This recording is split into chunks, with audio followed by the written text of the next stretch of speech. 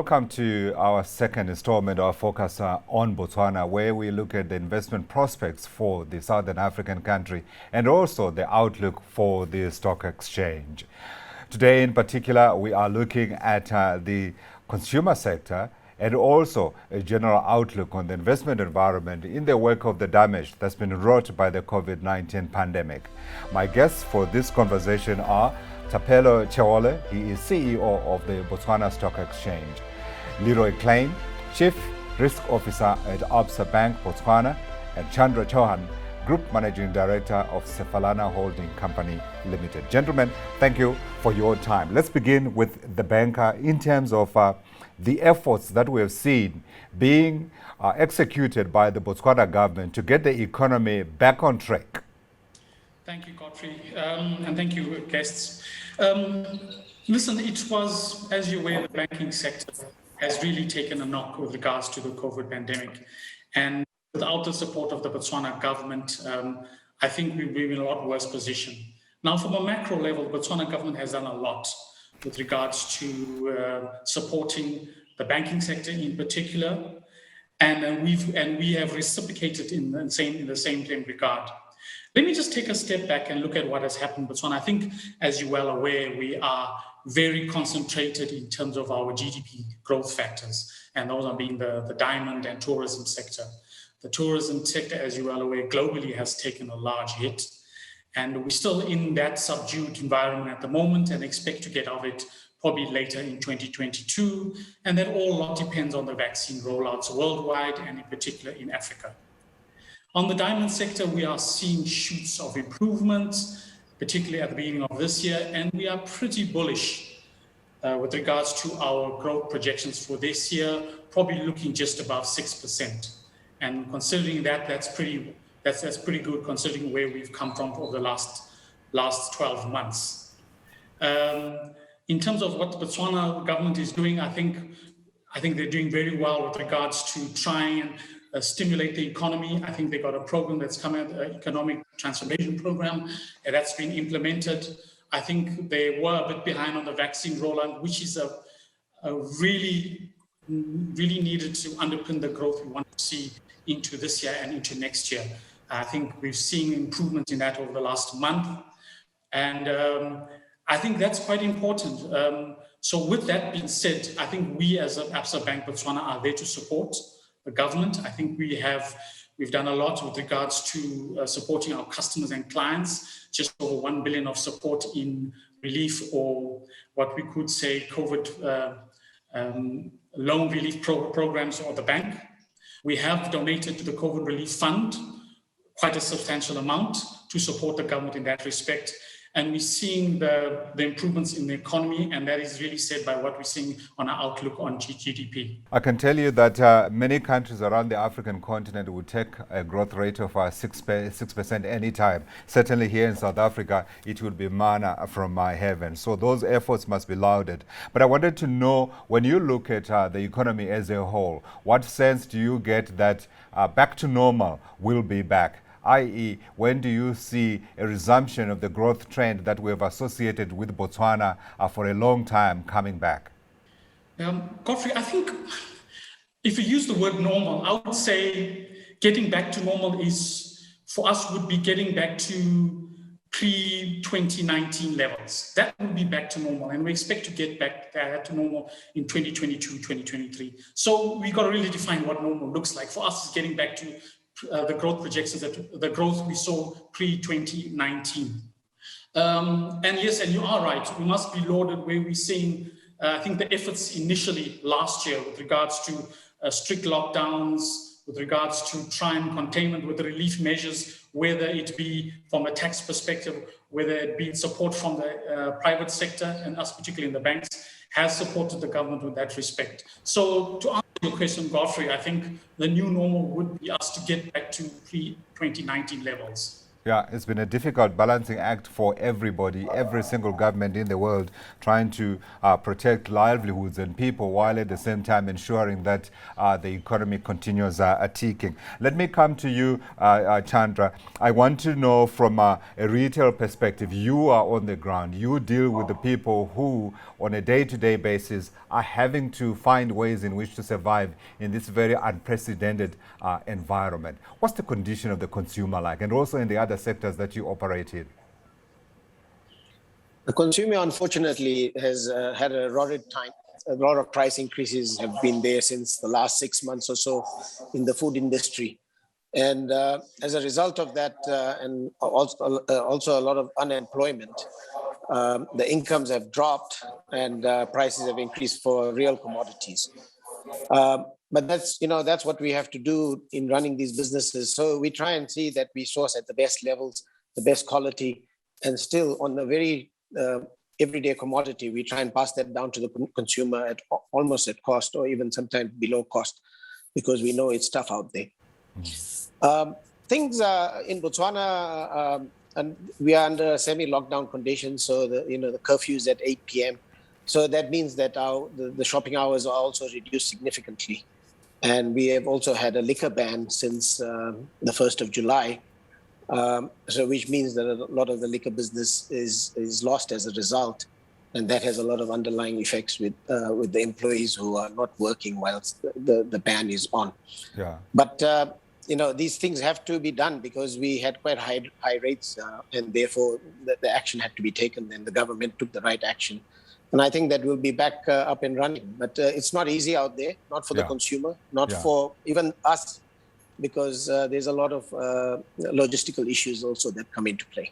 Absolutely. We've been hearing from all parts of the world about how supply chains have been disrupted by the pandemic. And we have also seen governments trying to find solutions to these very difficult environments. I wanted to know from you, Chandra, what you have done as a company to try to mitigate the effects of the disruptions we have seen, and also that softer consumer spending that you are referring to because of the lockdowns.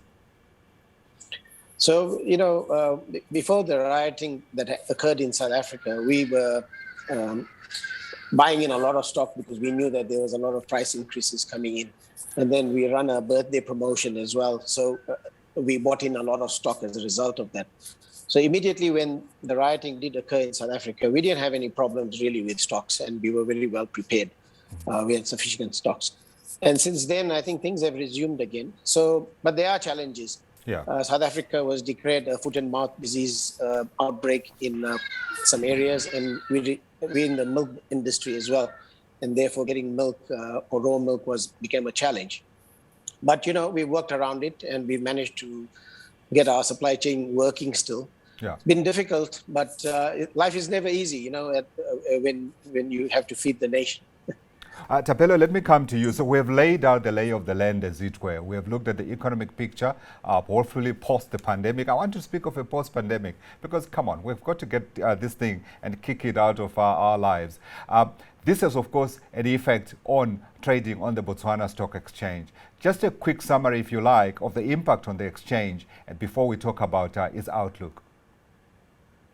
Yeah, I think the impact has been negative over a period of time. But what we have seen since Q2, which is April, May, June, July, even up to August, we have seen the domestic company index starting to react positively. It was increasing, and therefore the level of decline compared to last year is only about 2.2%. So which is a great improvement in terms of the appreciation of the stock market index. Actually, if you look at the total return index, where you look at the dividends plus the price appreciations, realize that the stock exchange is actually on the positive territory at about 1.4%. And there are a number of reasons for that.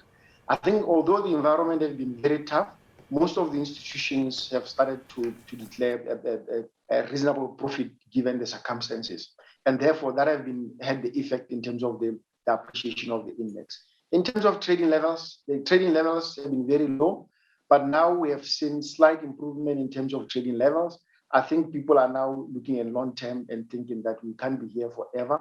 And therefore, I think things are likely to improve in terms of the tradability of the stocks and in terms of the appreciation of the index.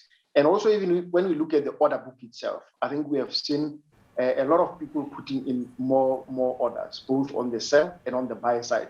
And therefore, I think the activity for the past 2 to 3 months is increasing at a satisfactory level.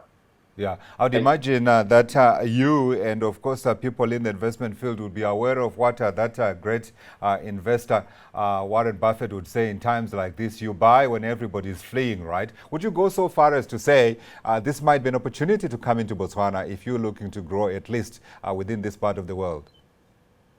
Yeah, I think. Look, the prices have been subdued for some time now. I think even for the better part of last year. And therefore, you realize that when the pandemic actually stuck sometimes last year in March, a lot of foreign investors actually left our market. And therefore, we have seen them slightly coming back because, it's quite common knowledge that in times of crisis, foreign investors leave emerging markets to go to developed markets. But now we are seeing some of them, pockets of them coming back to pick up some of the stocks, and that's why we are seeing some level of price appreciation in a number of stocks. Yeah, we'll come back and talk about some of the risks as well, because there's the story, of course, of the tapper, that is the Fed pulling back the stimulus that it's been pumping into the U.S. market and by extension into world stock markets. I want to come back to you, Leroy, and talk about ABSA and its response to the pandemic. You referred to some of the work that you guys have been putting in to try to help your customers and, of course, by extension, try to help the recovery of the economy as a whole. Let's just lay out the plans that you have put together. Yeah, listen, I think, first of all, I think I touched on it right in the beginning there when I mentioned right at the onset of the pandemic, and I think all across the sector, we took it a lead upon ourselves with the government and the central bank supporting us, which we say, listen, which sectors and which customers will most likely be affected. And we provided a relief programs for them. And it was quite a substantial amount. I mean, I just talked the figure roughly circa just above 1 billion. And they're really across the spectrum. But with particular, as you're well aware, the tourism sector, we're still supporting it. It's still going through the infancy stages or the ICU stage, if I can use that word, but we're there to support the tourism sector through this process. We continue a watchful eye. What we have seen, which is really good news, is that the sectors where the particular institutions or companies that we have been supporting, we've seen that their performance have improved, and we do not need to support them, in particular as we move into this year. Hence why we're saying we are seeing shoots of recovery. In terms of what we will do going forward, I think as you said, the consumer is under pressure. So we as a bank, and particularly the banking sector as a whole, need to find ways to service the customer, which are really cost efficient. Because really the pockets have been hit, and I think my esteemed colleague, Mr. Chandra, did mention the consumer is under pressure. So we are constantly looking ways to provide cost efficiency to our customers, delivery world-class service, and that really is, I think you've heard across the board, across the banking sectors, how can we digitalize our services to ensure that the customer does not need to leave their house and it's banked 24 hours. So I was going to also to ask you to talk a little bit about the pressure that's been placed on banks to try to find ways of reaching the customer at a time when physical contact has been limited because of the lockdowns. But before we do that, I wanted to share with you what has been done here by the government as a way of trying to help businesses and the economy in general to survive the impact of COVID-19. And it's a strategy that was supported by the IMF. So what they did was to say, all those relief measures that have been put in place supporting the banks and also the reduction in interest rates and all those other things should be kept in place for an extended period. Is that something that you think the Botswana government should be doing in this environment so that businesses are allowed more time and the consumer more time to recover? To answer the question, Godfrey, absolutely yes. I completely agree. And we are seeing that. I mean, listen, we expect them to keep the monetary policy very accommodative for the short term, obviously subject to where we see inflation going. We're printing quite high inflation above the the 3 to 6 target band. I think it came out in July just above 8%. However, the central bank has a view that that's very transitory and expects to come back within the range.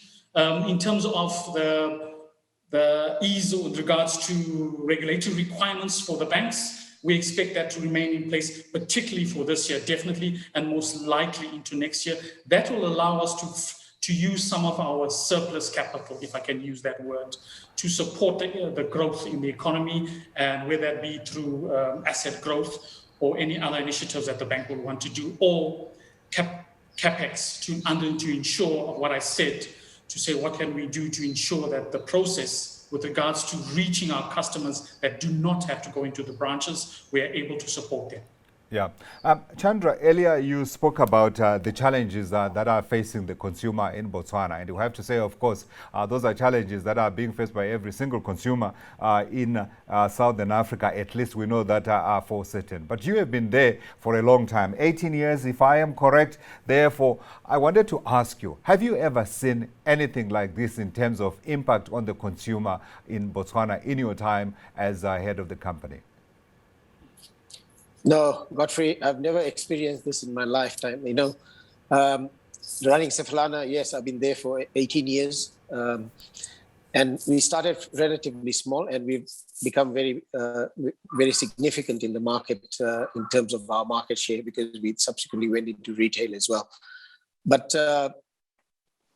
we've just had to keep on striving. It's been difficult because of lockdowns, and we don't know what are the steps to take. But during pre-pandemic, we had already made commitments to a number of landlords that we would open stores with them, and so forth. And therefore, if we didn't go ahead with those strategic growths, then the very landlords that are probably customers of ABSA and so forth, would have struggled and put everything behind everybody. So we would have all struggled. So we kept the growth going, and we managed to be able to sustain ourselves and still grow and become quite profitable.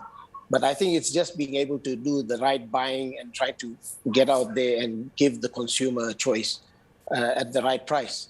So we've been able to sustain it from that perspective. I am asking you, if I were an investor sitting, shall we say, in Dubai, or perhaps I'm in Frankfurt, or perhaps I'm sitting in Singapore, what would be the case for investing in a company like yours at this particular time? So it would be difficult to invest in a company like ours because we have very little liquidity on our shares. Our shares are very widely held amongst the Botswana institutions, with the government's pension fund, the BPOPF, being the largest shareholder at 46%. And various other institutions, taking the total citizen component to 97%. Sure. There isn't another company on the Botswana Stock Exchange that has that sort of citizen participation. So we've always benefited from that. And our shareholders, who are ultimately the government pension fund and pensioners generally, have let their asset managers decide, who have a lot of faith in us and have supported us over the years. Yeah. And when on 2 occasions, we needed to raise some finance, and we went out rights issues, and those rights issues were oversubscribed, and we were able to raise the finance and fund the growth. So really, the business is owned by citizens of the country, and we've seen that it's done exceptionally well. Certainly since I took over nearly 18 years ago. Because at that time, the company was effectively selling assets and getting out of many industries. Yeah. So we revived the business from a profit of 1.3 million for the year to our last reported profits of 290 million over a period of 80 years. And the market cap increased from 64 million to just 2.8 billion Pula. Sure. So, yeah. Isn't that... It sounds to me, Chandra, like that's a nice problem to have, but also it sounds to me like this is a nice problem for the Botswana Stock Exchange. So I'm going to go to Tapelo. Tapelo, I'm going to ask you a double-barreled question here. Number one, what can you do about that? Number two, this speaks to the other problem, of course, that you face at the Botswana Stock Exchange, isn't it? We're talking illiquidity of some of the shares on the exchange. Let's talk about the plans that you are looking at to unlock those challenges. Thank you, Godfrey. I think for Botswana, unlike majority of African countries, is blessed with excess money in the economy. I mean, if you look at the total pension fund in Botswana, it's about 106 billion Pula of total pension funds. And if you look at the market cap of the stock exchange, especially the domestic company, is about 29 billion. And therefore, we have a pension fund that is 3 times more than the domestic, the size of the domestic companies all combined. So it's a huge amount of money. And therefore, all these pension funds are always looking for opportunities to Botswana, either in the stock exchange or elsewhere in the economy. And therefore, the stock exchange always is the number one place where some of these companies want to place cash. That is why a majority of them hold their asset for the long term. They just buy and hold. Also because of the likes of Sefalana and Absa in Botswana, who are doing relatively well. So investors don't want to sell their shares because they know that they are going to be losing on the huge profit margins that Chandra was talking about. But from the BSC perspective, we have continued to be very innovative. We have looked at 4 strategic objectives in order to address issues of liquidity. Yeah. We are looking at product development to bring in more product into our company in terms of a variety of instruments, exchange-traded funds, depository receipts. We also look at market infrastructure. We are upgrading our automated trading systems and our central security depository systems in order to enable our systems to trade things like centralization of bonds, so that even the government bonds can actually trade in the market to give investors a wide variety of options. Also, we've introduced what we call a TPD SME board. It's actually a small, medium enterprise listings board, where we want to nurture, handhold some of the companies that also are small, like Sefalana in 1979, to ultimately grow into bigger brands into Botswana. And also the other aspect that we are doing is in terms of the regulation.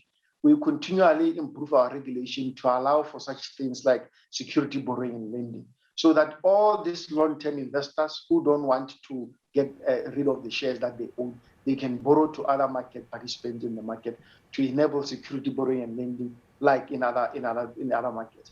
And also there's a huge increase in terms of market education. We want to create a market with diverse views. We have been able to grow our investor base from about 23,000 in 2016 to about 97,000 presently. That's about 4 times growth in terms of the investor base. So those are some of the initiatives that we are really looking at to broaden our market and also to improve the ecosystem of our market. Leroy, I don't know if you want to come in and add anything to what Thapelo is saying, but in the meantime, I just wanted to know from Thapelo, of course, one solution to the problem that you face is, of course, increasing the number of companies that are listed on the Botswana Stock Exchange. Maybe quickly you can refer to the outlook for, I don't know, I'm hoping that there are some IPOs along the way. Yes, I think that's we've been very busy in terms of that, in terms of our putting up our value propositions for this. And we are seeing successes in some instances, and also in putting some of the companies to actually list in our market. Because when we are operating in an economy that is blessed with cash, and now companies can actually come to Botswana to raise capital. And we are going to be listing a number of instruments, some by AAA institutions in the next few coming months. And also we are looking at about some IPOs coming up into the market, although it takes time to bring these IPOs. But I think we have made success in a number of them. And therefore, very soon we should be knowing who is finally coming to the market. Yeah. Leroy? Yeah, no, thanks, Godfrey. I think Thapelo touched on some very important points there. And I think the first one you mentioned was with regard to the SMEs. I think we must congratulate the work they're doing there.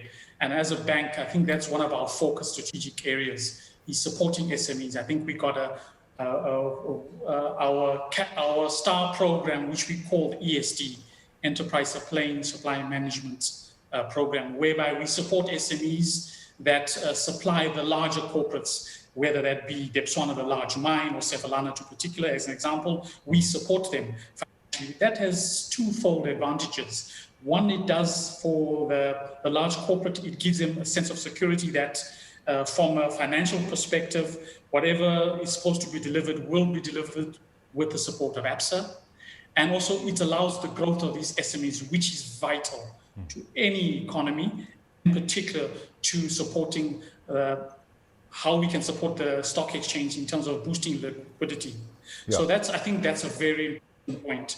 And I think Thapelo has a lot of challenges, But I think the second one would be the educational piece. I think that's important. We need to diversify our investor base. I think we're largely institutional with a buy and hold. I think the retail customer needs to come in, and I love the initiative he's doing, in particularly with the direct marketing access. Thank you. Yeah. Still sticking with that SMME sector, Leroy, I wanted to know if the environment is conducive enough, or you think there are perhaps easy wins for the government to ensure that there is a rich bed, if you like, for small businesses to start up and scale up and grow. Yeah, Godfrey, I think there's there is a concerted effort to try and create that environment. And I think there's a lot of channels for funding, and that's not only particular to banks. I think the government supports other channels to support SME growth.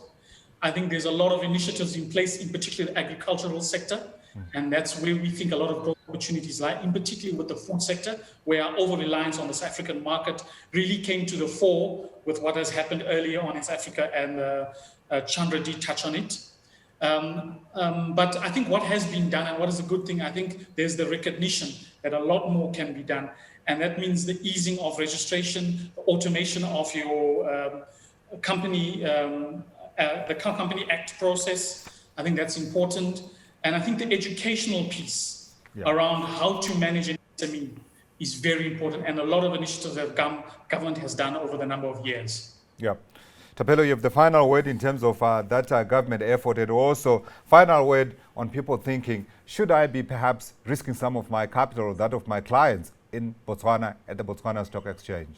Yeah, I think it's worth considering Botswana Stock Exchange as an investment destination. I mean, you look at the stature of our market, we have accredited to a number of institutions globally to really show that we are a stock exchange with good stature. And also, you look at the government initiatives. I think the government is doing all what it can to try to make the investment climate very, very good in Botswana. And also as institutions, I mean, all of us are coming together to really create an enabling environment. And you look at the participation of even foreigners in our market, between about 40% to 56% of foreigners participating in our market. Before COVID, and you can see that is a very good environment to participate on. And I would also look at Botswana's competitive and comparative advantages for investment. I mean, we don't have exchange controls in Botswana. Our pula is freely and tradable in global markets, and it's easily convertible to even to the dollar and other currencies. And these are some of the comparative and competitive advantages that Botswana actually possesses. And therefore, there's a strong case for even outside people to come and invest in Botswana, especially where even property rights are well respected. And that's the story of Botswana that we carry today. Thank you very much indeed to Thapelo Cheole, CEO of the Botswana Stock Exchange, Leroy Clade, Chief Risk Officer at Absa Bank Botswana, and Chandra Chauhan, Group Managing Director of Sefalana Holdings. Thank you, gentlemen, for joining us for this edition of our little focus on Botswana. Until next time, goodbye.